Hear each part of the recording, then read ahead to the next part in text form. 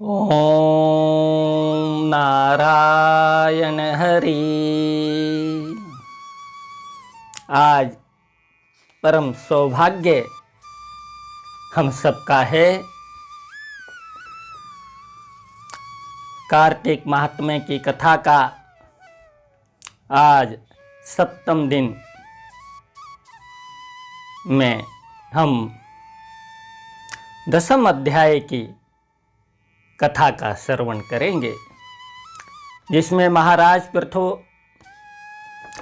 नारद जी से कार्तिक मास में अन्य देवी देवताओं की जो उपासना है, उनके उपवास व्रत की जो महिमा है, जो विधि है, उसके बारे में नारद जी से हम सबको अवगत करवाएंगे। मैं यहाँ पे एक बात कहना चाहता हूँ। देखिए, कथा कहाँ से शुरू हुई। नारद जी और ब्रह्मा जी के संवाद से कथा शुरू हुई। पृथ्वी नैमिषारण्य में कौन सुन रहे हैं, उसी कथा को कौन सुना रहे हैं? शौनक जी ने निवेदन किया सूत जी से, सूत जी उसे सुना रहे हैं। अब मध्य में उसी कथा को आगे और कौन सुना रहे हैं? नारद जी पृथु महाराज को सुना रहे हैं। वैसे ये परंपरा से ब्रह्मा जी से नारद जी को, नारद जी से महाराज पृथु को, सूत जी से शौनक आदि सभी ऋषि मुनियों को और विभिन्न विभिन्न आचार्यों के वक्ताओं के द्वारा जन जन में इसका प्रचार हो रहा है। आज कार्तिक माह के पावन पर्व पर देश भर में, यहाँ तक कि विदेशों में भी, मंदिरों में, अपने अपने पूजा पंडालों में, अपने अपने घर के आंगन में, जहाँ जिसको जैसी सुविधा उपलब्ध हो रही है, अति प्रातःकाल भोर अवस्था में इतनी ठंड का मौसम होने के बाद भी स्नान ध्यान करके विष्णु भगवान की आराधना के लिए कोटि कोटि पैर, कोटि कोटि पग कथा सुनने के लिए चल पड़ते हैं। और ये कथा हम युगों युगों से सुनते हुए आ रहे हैं। आप इस कथा में आगे देखेंगे कि इस कथा में ऐसी ऐसी घटनाएं हैं जो कि मर्यादा पुरुषोत्तम श्री राम के जन्म से भी बहुत पूर्व की हैं। इसलिए ये हमारा एक गौरवशाली इतिहास है। और इतिहास को समझाने के लिए इसको बड़ा सरलीकरण किया गया है, क्योंकि जब कथा के माध्यम से किसी बात को समझाया जाता है तो उसको बहुत ही सरल ढंग से कर दिया जाता है, क्योंकि कथा के माध्यम से जो उसका सार तत्व है वो जल्दी से ग्रहण में आता है। अब घर में हमारे छोटे छोटे बालक हैं, छोटे छोटे बच्चे होते हैं। अगर उन्हें हम कोई किसी चीज़ का ज्ञान देना चाहे, किसी बात के विषय में बताना चाहे, और यदि उस बात के विषय में हम गूढ़ अर्थ में ही यदि बताएंगे तो बालक समझने वाला नहीं है। हमें उस बालक के धरातल पे, उसकी जो बुद्धि है, उसकी बुद्धि के धरातल पे उतर के उदाहरण सोच करके कोई ना कोई लौकिक प्रमाण के द्वारा उस बात को समझाना पड़ेगा, और उस बात को वो हमसे अच्छे ढंग से समझ करके गांठ बांध लेता है। इसी प्रकार से ये जो कथाएं हैं जिनको हम सुन रहे हैं, सुनते हुए आ रहे हैं, हमारे पुराणों में लिखित है, ये सब कथाएं जो हैं सरलीकरण करके हमको जो है धर्म मार्ग की ओर जनता चले, धर्म मार्ग की ओर प्रत्येक व्यक्ति का जीवन चले, क्योंकि धर्म से ही मनुष्य का कल्याण है। धर्म से ही धरती भूमि माता का कल्याण है, और धर्म से ही इस जगत का कल्याण है, और धर्म से ही संपूर्ण ब्रह्मांड का कल्याण है, क्योंकि धर्म में ही सब कुछ समाहित है। यज्ञ पुरुषोत्तम भगवान विष्णु जी की ये असीम कृपा है, उनकी आज्ञा प्रदान हुई है। और आज हम 7वें दिवस की 10वें अध्याय की कथा का श्रवण करेंगे, जिसमें कार्तिक मास में अन्य जो उत्तम व्रत विधि बताई गई है उसका हम सबको ज्ञान हो सके। अतः मैं पुनः कह रहा हूँ कि आप सावधान होकर के सुनो। अथ 10मोऽध्यायः। नारद उवाच स्नानं दानं च पूजां च वन्दनं च तथैव च विष्णोस्तथान्यदेव्यानां सविशेषमुदाहर्तम्। नारद जी बोले, हे पृथु, मैंने तुमसे श्री विष्णु तथा अन्य देवताओं के स्नान, दान, पूजा तथा वंदन के विषय में कहा है। पृथु बोले, देवर्षि नारद जी, आपके द्वारा कही गई विष्णु पूजा से संबंधित इतिहास सहित मैंने सभी वर्णन बड़े ध्यान से सावधान होकर के सुना है। जिस तरह आप सब सावधान होकर के कथा का श्रवण कर रहे हैं, उसी प्रकार से मन से भक्तिमय होकर के पृथु महाराज जी भी नारद के मुखार बिंद से कथा का श्रवण कर रहे हैं। देखिए कितना आनंद है। अब आप कृपा करिए बताइए कि कार्तिक मास में अन्य किन देवताओं का व्रत किया जाता है, किस किस तिथि को किस किस देवता का उत्तम व्रत करना चाहिए। नारद जी बोले, कार्तिक मास में ब्रह्मा, गणेश, अहोई देवी तथा लक्ष्मी का व्रत फलदायक होता है। आश्विन शुक्ल पक्ष की पूर्णिमा को ब्रह्मा जी का व्रत तथा कृष्ण पक्ष की चतुर्थी को गणेश जी का व्रत करना चाहिए। सप्तमी तथा अष्टमी को अहोई देवी का व्रत करें तथा कार्तिक मास की अमावस्या को महालक्ष्मी का व्रत करना चाहिए। पृथु ने कहा, हे देवर्षि, मैं आपसे कार्तिक मास के कृष्ण पक्ष की चतुर्थी के व्रत के संबंध में पूछ रहा हूँ। इस व्रत का क्या नाम और क्या विधि है तथा इसका क्या महात्म्य है, यह विस्तार पूर्वक बताने की कृपा करें। यहाँ पृथु महाराज जी गणेश चतुर्थी व्रत की विस्तृत जो है जानकारी जो है कथा के रूप में प्राप्त करना चाहते हैं और उनके माध्यम से हम सबको देना चाहते हैं। नारद जी बोले, हे राजन, इच्छित कामनाओं को देने वाली अत्यंत पवित्र पापनाशक तथा पुण्यवर्धनी कथा को सुनो। पापों से मुक्ति पाने के लिए कृष्ण पक्ष की चतुर्थी घोर पाप नाशनी के रूप में प्रसिद्ध है। प्रत्येक स्त्री पुरुष को यह सुंदर व्रत अवश्य करना चाहिए। हे नरोत्तम, विधवा और कुमारी स्त्रियां भी सौभाग्यवती स्त्रियों के समान ही इस व्रत को अलग अलग कर सकती हैं। 8 वर्ष से अधिक आयु वाली कन्या, प्रौढ़ा, बाला अथवा विवाहिता, इन सबको ये शुभ व्रत करना चाहिए। ये जो कृष्ण पक्षी चतुर्थी का व्रत है, ये सबके लिए मान्य। देखिए, चाहे बालक हो, चाहे वृद्ध हो, चाहे विधवा हो, चाहे सुहागन हो, चाहे पुरुष हो, चाहे नारी हो, सबके लिए नारद जी ने कहा कि सबके लिए ये लाभदायक है। क्यों? क्योंकि हम सभी के द्वारा पाप कर्म होते हैं और ये घोर पापिनी, घोर पाप नाशिनी इसको जो है कहा गया है। विधि तथा नियम पूर्वक इस सुंदर व्रत को करने वाली स्त्री तो कभी विधवा नहीं होती। यदि कोई कुंवारी कन्या इस व्रत को करती है तो उसे सुंदर पति प्राप्त होता है और वह उसके साथ सदा प्रसन्न बनी रहती है। हे राजन, मेरे वचनों को ध्यान पूर्वक सुनो। देखिए, नारद जी भी यहाँ पे बार बार कहते हैं ध्यान पूर्वक। हम भी आपको कहते हैं कि सावधान होकर के सुनो, क्योंकि ये मन बड़ा चंचल है। मन इधर उधर भटका तो जो यहाँ पे कथा में बताया जाएगा, वो जितने महत्व की बात होगी वो हमसे दूर हो जाएगी और हमें पता ही नहीं चलेगा कि गणेश चतुर्थी, कृष्ण पक्ष की चतुर्थी, कार्तिक मास में व्रत की क्या महिमा है और उसके करने के कौन कौन से साधन हैं। इसलिए नारद जी पुनः देखिए क्या कह रहे हैं। राजन, मेरे वचनों को ध्यान पूर्वक सुनो। तृतीया तिथि को इस व्रत का नियम लेना चाहिए। चतुर्थी तिथि को प्रातः काल उठकर यथाविधि स्नान करके सभी आवश्यक कामों को करना चाहिए। फिर गंध आदि के मंडल में गणेश जी का पूजन करके व्रत का संकल्प लेना चाहिए। तत्पश्चात प्रदोष काल यानी कि सायंकाल में गणेश जी की पूजा करनी चाहिए तथा चंद्रोदय होने पर चंद्रमा को अर्घ्य देना चाहिए।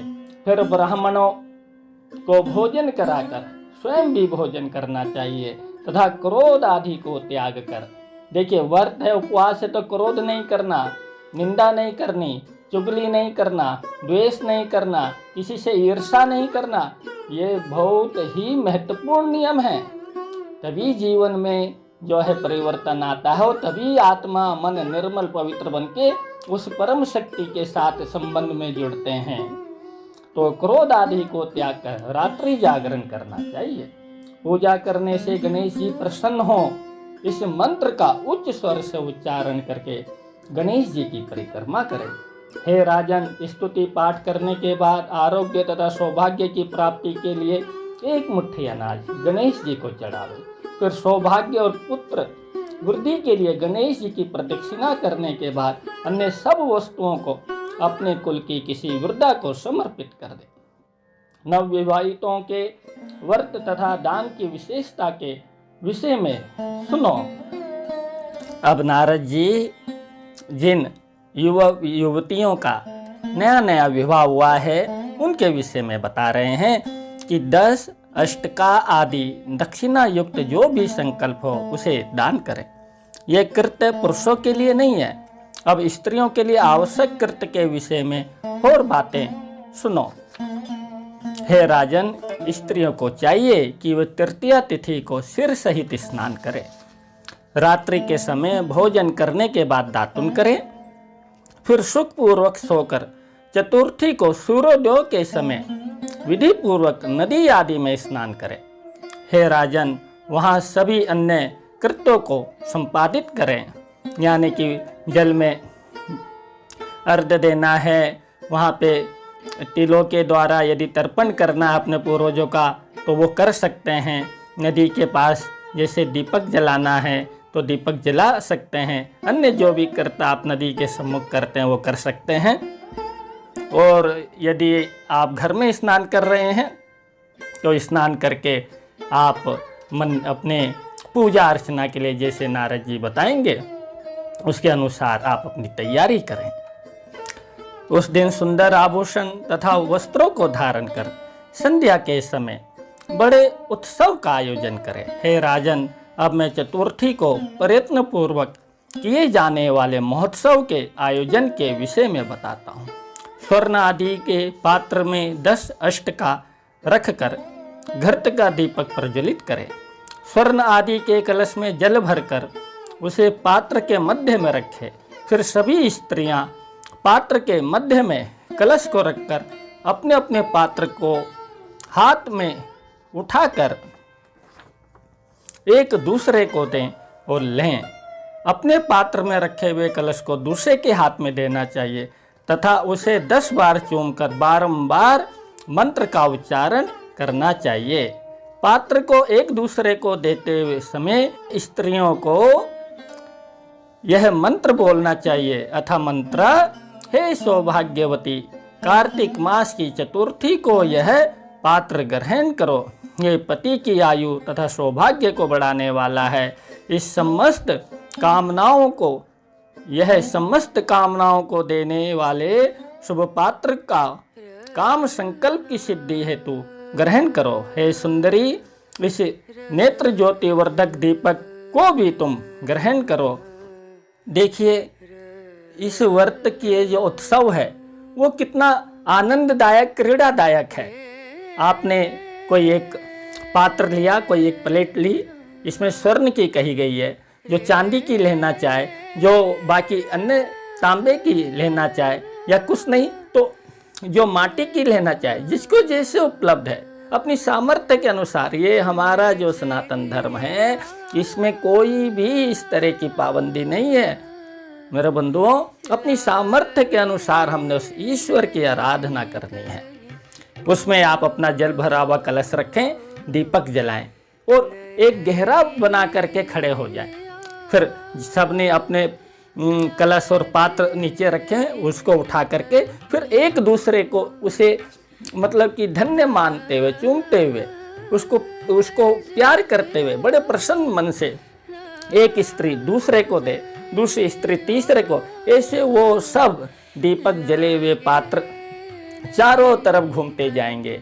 और जो इसमें प्रार्थना बताई गई है उस प्रार्थना को जो है बार बार मतलब बोलना है।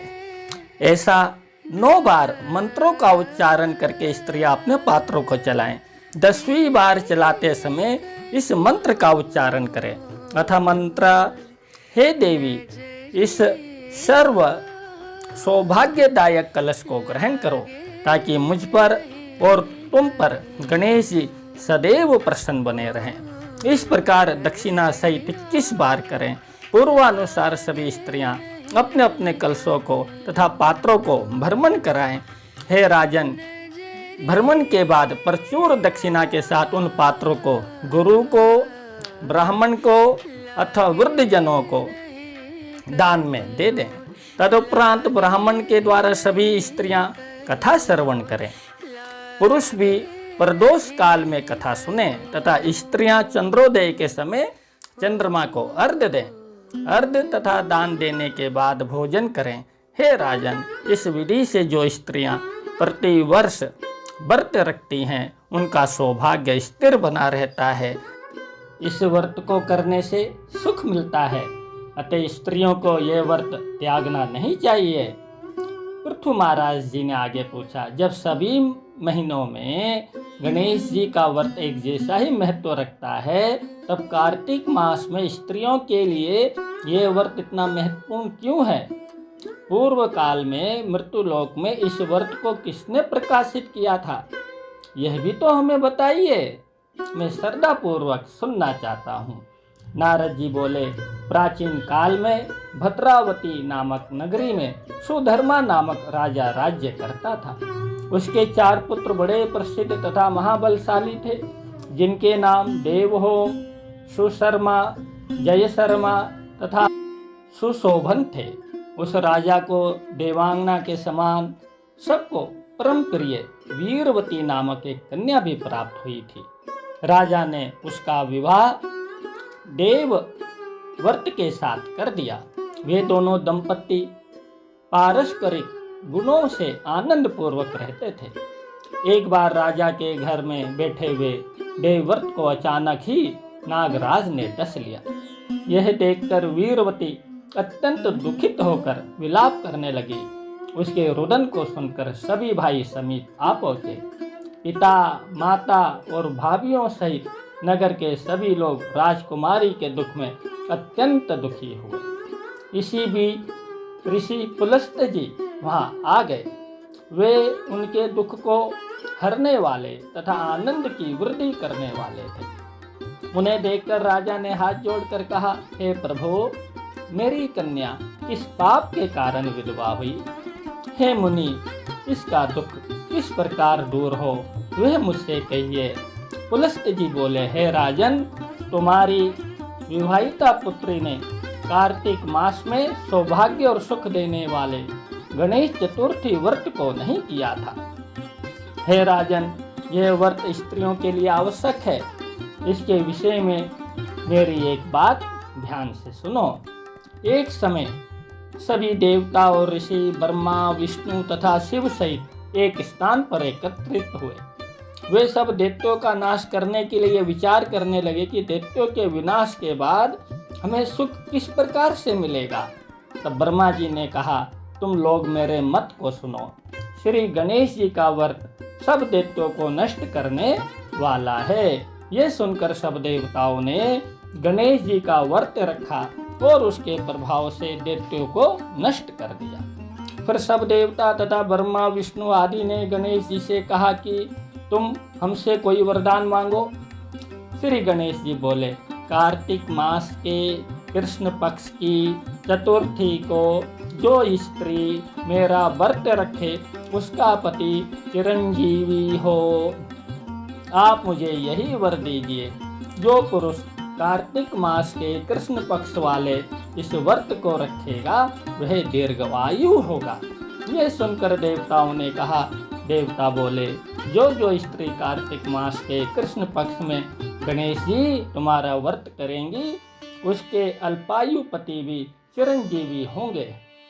हे राजन, देवताओं के वरदान वाला यह व्रत सभी स्त्रियों को प्रयत्न पूर्वक करना चाहिए। राजन ने कहा, हे तपोधन मुनि, अब मुझे क्या करना चाहिए जिसे करने से मेरी पुत्री को सुख प्राप्त हो?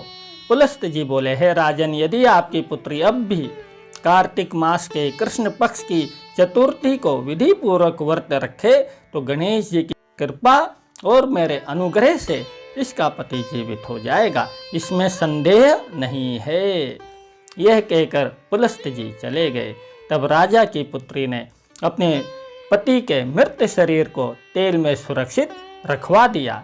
इसके बाद जब कार्तिक मास आया तब उसने विधि पूर्वक व्रत किया और सायंकाल में व्रत का महोत्सव रचकर पात्र विचलन के अंत में कथा सुनी तथा ब्राह्मणों को दान दिया। रात्रि के समय चंद्रमा को अर्घ्य दिया तथा पुनः ब्राह्मणों को दान दिया। उस व्रत के प्रभाव से उसका पति जीवित हो गया। हे राजन, उसी समय से यह व्रत लोक परलोक में प्रचलित हुआ है। हे राजन, जो भी स्त्री अथवा पुरुष इस व्रत को करते हैं वे सुख सौभाग्य पाते हैं। देखिए यहाँ पे ये जो व्रत है केवल स्त्रियों को ही इसकी अनुमति नहीं है, कोई भी कर सकता है। मैंने पहले भी कहा पुरुष भी कर सकते हैं और उनको भी करना चाहिए। पति पत्नी दोनों करेंगे तो कितना आनंद मतलब घर गृहस्थी में रहेगा। हे राजन, गणेश व्रत की कथा ब्राह्मण से सुने और कार्तिक मास की कृष्ण पक्ष की चतुर्थी को गणेश जी का व्रत रखें। पुराण वर्णित इस पवित्र कथा को अवश्य ही सुनना चाहिए। हे राजन, कथा ना सुनने से व्रत का फल आधा होता है, इसलिए कथा अवश्य सुननी चाहिए। बंधुओं, कथा क्यों सुनाई जाती है? कथा इसलिए सुनने के लिए कहा गया, भाई पूजा अर्चना तो गणेश जी की कर ली, महोत्सव भी मना लिया गया, लेकिन कथा क्यों सुनना? और इतनी कथाएं हम इतने वर्षों से सुनते हुए आ रहे हैं, लेकिन कथा का अपने आप में बहुत बड़ा महत्व है। जो किसी भी चीज से प्राप्त नहीं हो सकता है, वह मन की शांति, वह ज्ञान, वह यह सब हमें इस कथा के सुनने मात्र से मिलती है। इसलिए कथा सुनने से हमारी धर्म में, उस ईश्वर में श्रद्धा भक्ति जगती है, मन निर्मल बनता है। इसलिए हम कोई भी अनुष्ठान करें, उस अनुष्ठान से संबंधित यदि कोई कथा हमें मालूम है तो हम वो सुने। अगर वो कथा नहीं मालूम है तो श्रीमद् भागवत, भगवान श्री राम, भगवान शंकर, भगवान श्री कृष्ण, हमारे यहाँ तो इतने देवी देवता हैं, उनके चरित्रों को हम अवश्य सुने। उससे जो हमारा अनुष्ठान है उसकी भी सफलता होती है। और जिसके लिए हम अपने कल्याण के लिए, अपने मन को समझाने के लिए जिस आयोजन को करते हैं उसमें भी हमें सफलता मिलती है। हे राजन, कार्तिक मास में कथा सुनना विशेष रूप से आवश्यक है। ब्राह्मण के मुख से कथा सुनने पर 10 गुना फल मिलता है। इस कथा को पढ़ने अथवा सुनने से सहस्त्र गोदान मतलब 1000 गोदान करने का फल भी मिलता है। इति श्री पद्म पुराणे कार्तिक मास महात्म्य के अंतर्गत पृथु नारद संवाद में सौभाग्यप्रद कार्तिक गणेश चतुर्थी कथा निरूपण नामक 10वां अध्याय समाप्त हुआ। आज बड़ा आनंद रहा। सप्तम दिवस की कथा में हमने मुख्य रूप से कार्तिक मास की गणेश चतुर्थी के व्रत, उपवास और महोत्सव की कथा का आनंद लिया, जिसको इस सृष्टि का प्रत्येक प्राणी, चाहे वो छोटा है बड़ा है, प्रत्येक लिंगी, कोई बिना भेदभाव के इसको कर सकते हैं और वैसा हमको करना भी चाहिए।